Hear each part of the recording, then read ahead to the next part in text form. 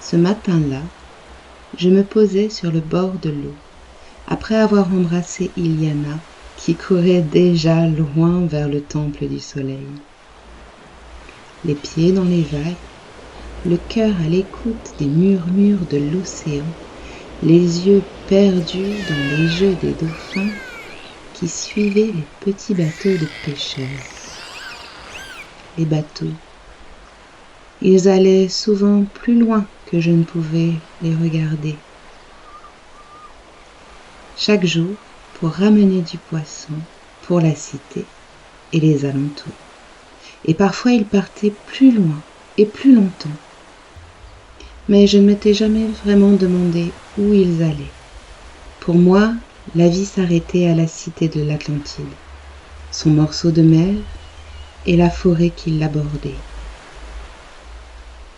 Je savais que de l'autre côté de la colline, derrière la cité, il y avait autre chose, mais à travers mes yeux d'enfant, je n'y étais jamais intéressée. L'aventure était déjà extraordinaire, accompagnée à chaque instant d'Iliana. Mais Iliana était complètement dévouée à ses études désormais. Et là, dans ma rêverie, mon esprit était en train de prendre conscience que mon monde immense ne l'était peut-être pas tant. Surtout, une impression de vertige me prit. Jusque où allaient les liens qui nous unissaient tous? Je dus m'asseoir quelques instants pour reprendre mon souffle. En suivant mon idée, ma vision s'était brouillée et mon cœur avait essayé d'aller plus loin, sur l'océan. Trop loin, car mes sens n'avaient plus de prise sur ce qu'il y avait au-delà de ce que j'avais expérimenté. Je remontai alors au temple, toujours perdu dans cette immensité que je n'avais qu'abordée. Comment je ne m'étais pas rendu compte avant de cette immensité de tous ces liens.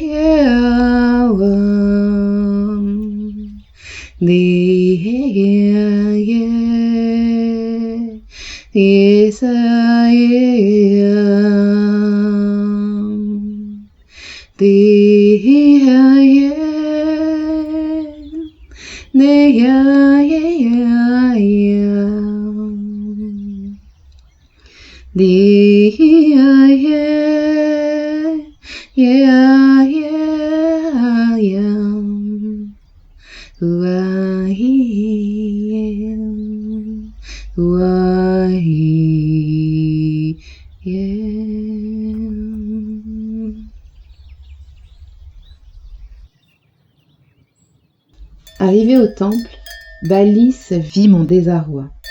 Avec sa compréhension du langage corporel, je ne pouvais pas lui cacher une telle émotion. Et de toute façon, je ne voyais pas pourquoi la cacher. Ce jour-là, j'avais prévu de suivre les enseignements des étoiles, mais je n'en avais pas du tout envie.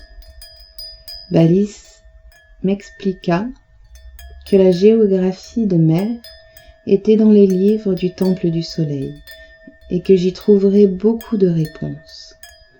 Ensemble, nous sommes allés rencontrer Homas. Il s'agissait d'un étudiant de la Lune qui avait longtemps étudié les relations et les désaccords entre les deux temples. Il avait le respect des prêtres du Soleil et leur bibliothèque lui était ouverte sans restriction. Il accepta de m'accompagner le jour même. Sur le chemin, il me parla un peu de l'entente entre les deux temples. Tu sais, Calliope, les bibliothèques du Temple du Soleil sont ouvertes à tout le monde. Mais chez les prêtres du Soleil, certains savoirs dépendent des rangs supérieurs de leur ordre, et ton jeune âge risque de les contrarier.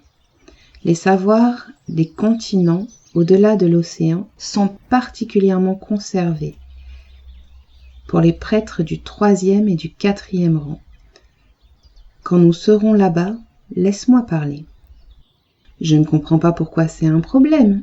Iliana m'a dit que les prêtres passaient des niveaux au fur et à mesure qu'ils apprenaient notre histoire, mais pour apprendre, ils accèdent bien aux livres et aux rouleaux. En fait, Iliana n'accède pas encore à tous ceux que tu vas consulter. Ils font partie de ceux auxquels les prêtres du premier ordre n'ont jamais accès. C'est comme à l'Agora. Pour la caste des étudiants de la Lune, chaque étudiant, à partir du moment où il a sa ceinture, peut prendre la parole pour donner son avis. Alors que pour la caste des prêtres du Soleil, seuls les prêtres du 3e et 4e niveau peuvent prendre la parole. S'il y a des prêtres du 2e ordre, ils ne sont là que pour noter ce qui se passe. Donc, si je voulais, je pourrais assister à une agora. Non seulement tu pourrais y assister, mais tu pourrais aussi prendre la parole, et tout l'agora t'écouterait. C'est l'un des désaccords entre le temple de la Lune et celui du Soleil. Je pensais qu'il n'y avait que l'écriture, et que le temple du Soleil gardait l'histoire, et le temple de la Lune recevait les messages des étoiles. Non, Calliope, il y a de nombreuses divergences entre nos temples, et plus notre histoire avance, plus elles sont nombreuses. C'est un sujet passionnant que j'étudie depuis des années. Dingayo, weyaye we. Dingayo, dayeye we. Yo wa yo we. Ding deya we. Ayo we ye. Ding deya we. Ayo we ye. Nous arrivions déjà de l'autre côté de l'avenue et nous rentrions dans le temple du Soleil. Je connaissais déjà cette entrée et cette grande salle où nous venions, Iliana et moi, écouter les récits de notre passé. Omas et moi dépassions alors le chœur et empruntions une porte sur le côté. Je n'étais jamais venue jusqu'à cet endroit du temple. Il y avait comme un silence occupé. Et de nombreux prêtres passaient d'une table à l'autre, d'une étagère à l'autre, et pourtant, il n'y avait presque aucun bruit. Les murs étaient entièrement recouverts de livres et de rouleaux. Il y avait des étagères à perte de vue. J'aperçus Iliana, qui était absorbée par sa lecture.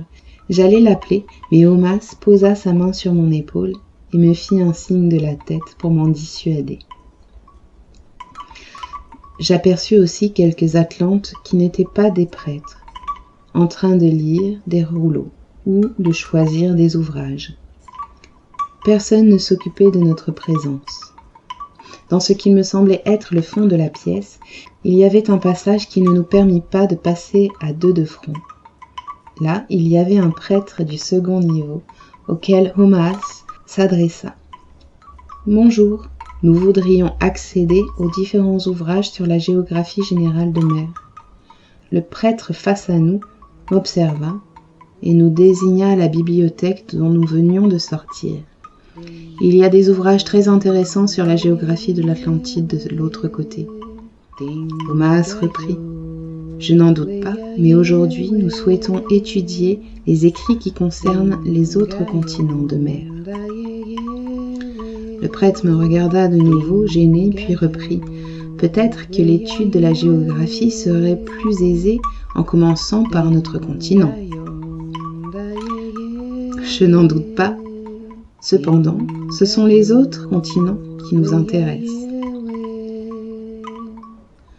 Je vis la couleur qui entourait le prêtre changer, et l'air que je respirais devint plus froide et plus lourde. Je ne peux pas la laisser entrer ici, elle est trop jeune. Calliope est une étudiante de la Lune, et à ce titre, tous les ouvrages de la Bibliothèque du Soleil lui sont accessibles sans restriction. C'est la loi immuable qui a été proclamée au moment de la séparation entre les deux temples. Tout comme tout prêtre du Soleil a le droit de venir recevoir tous les messages des étoiles qu'il souhaite. Le prêtre se leva et nous dit « Je vais chercher le responsable des livres supérieurs ». Un prêtre âgé, du 3e niveau, revint bientôt avec lui. Omaas répéta sa demande. Le prêtre plus âgé me regarda alors et me demanda mon nom. Je lui répondis, et je vis bien dans sa couleur sa dissimulation.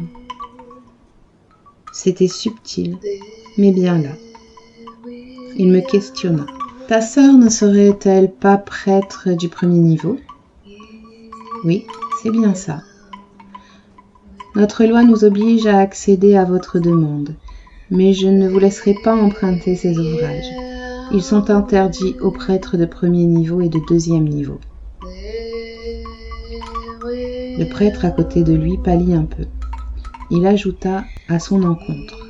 « Donne-leur une salle d'études et apporte-leur les ouvrages qui les intéressent. Mais laisse-les ensuite. » Omaas et moi nous le remerciâmes et il s'éloigna. Une fois installés dans notre salle, avec une table et des chaises, on nous apporta une quinzaine d'ouvrages, plus ou moins vieux, et on nous laissa. Nous ne parlions plus qu'en chuchotant, et je m'émerveillais devant tout ce que je découvrais. Il y avait sur notre planète encore plus que ce que j'avais imaginé, non seulement des continents très différents les uns des autres, mais également d'autres peuples. Beaucoup étaient décrits comme de petite taille et peu sophistiqués. Certains étaient même qualifiés de sauvages. Un autre peuple semblait plus évolué et nous ressemblait davantage, mais peu de textes en parlaient, et surtout ceux qui le faisaient n'en parlaient que très brièvement. Les différents continents avaient des faunes et des flores très différentes des nôtres, et tout comme leur nature les différenciait de l'Atlantide, les couleurs de chaque peuple semblaient différentes. À la fin de cette journée d'études, je me sentais toute petite et mon monde bien étroit.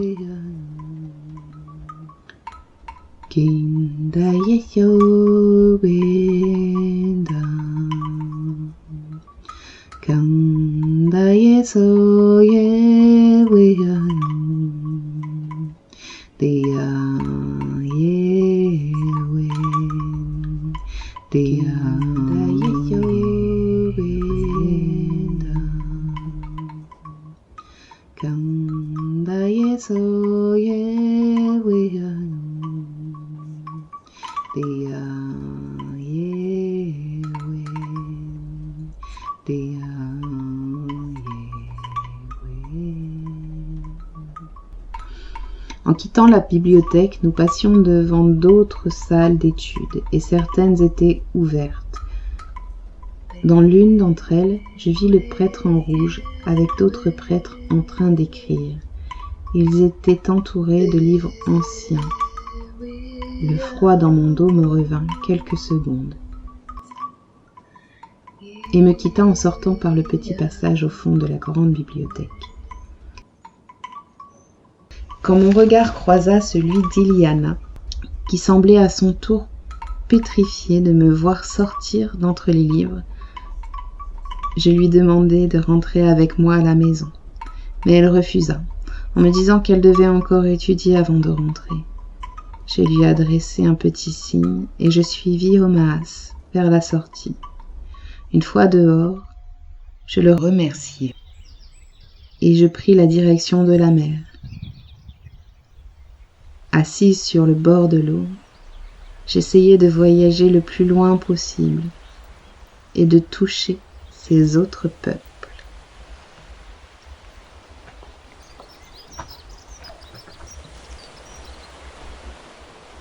Say yeah, yeah, yeah.